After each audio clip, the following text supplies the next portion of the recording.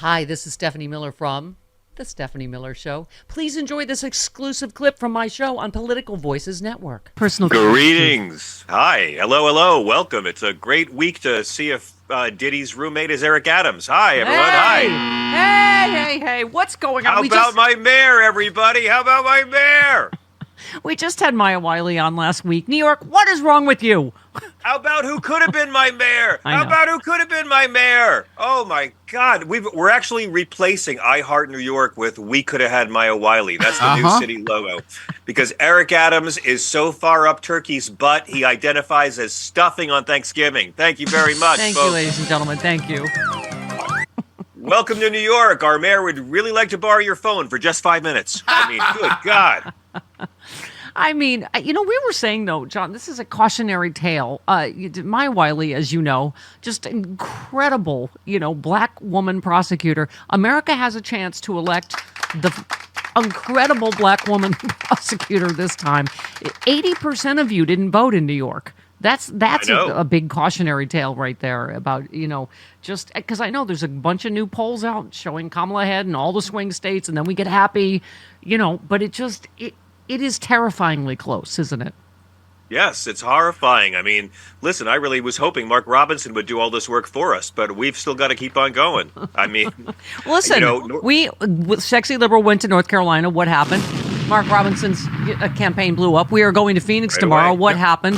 Kari Lake's career is pretty much over. Ruben yes, Gallego. I'm coming back. I'm going to come back and remind everyone of my all too torrid and all too brief fling with Kari Lake during the heyday of Studio 54.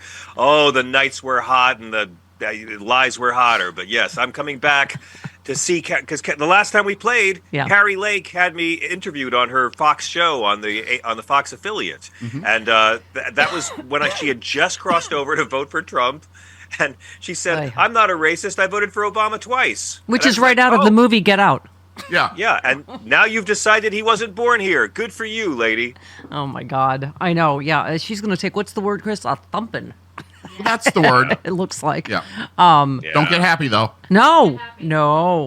I just was wondering. I'm having a birthday Sunday. I want to see if I can have her filter now since she won't need it anymore. I'll just bring it right back. Put it right there on the camera. Okay. John, so speaking of Mark Robinson, we just came from your triumphant performance in Durham, North Carolina. But your triumphant performance and your triumphant dress. My God, Stephanie. Thank you. That was a lot of beef. I did not shoot any beef. That was in Oregon because they like it there. John, you said, remember, Mark Robinson's Holocaust denial and saying some folks need killing in church were not deal breakers. That's this party. I was just making this point that Claire McCaskill was saying. His whole party condemned Todd Aiken, saying, it needs to be a legitimate rape or whatever he said. This is where we are. No one will condemn anyone that's a Republican. That's right. We never knew how good we had it back in the Mitt Romney days. And they're still doubling down on this revolting racist lie about the dogs and the pets. I heard the track before. I mean, Clay Higgins, who was too dirty to remain a cop. And if you're too dirty to remain a cop, you can be a racist Republican congressman. I mean, what he did this week, and watching Speaker Johnson Christ wash his racism by saying, well, he's preyed on it, and that was all a lie. He came out and deleted the tweet and said, but I would still tweet it again. I mean, these people, it's not about that they're all racist, it's that the racism is never a deal breaker. The way the Holocaust denialism was never a deal breaker for Mark Robinson's people before all this happened.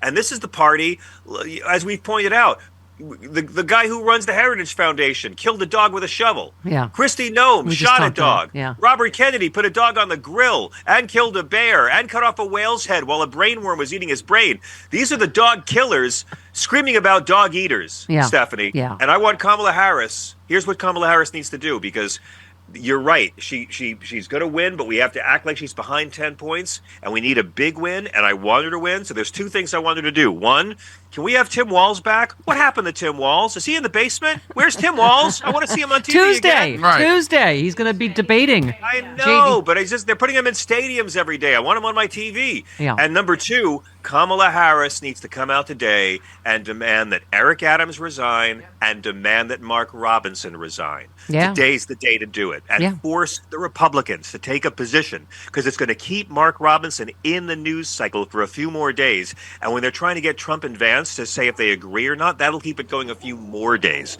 So please, let's not make the mistake, Democrats, we made in letting George Santos go.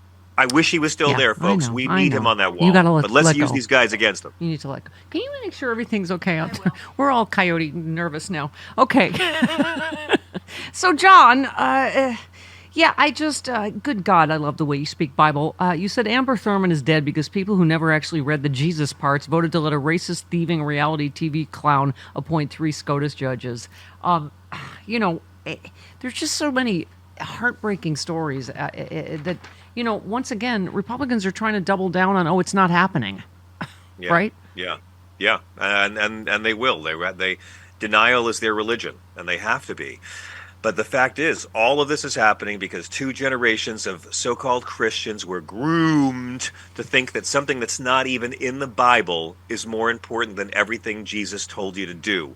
And that's how they got it. That's how they got Roe v. Wade. That's how they got, for the first time in our lifetime, the Supreme Court taking rights away from citizens.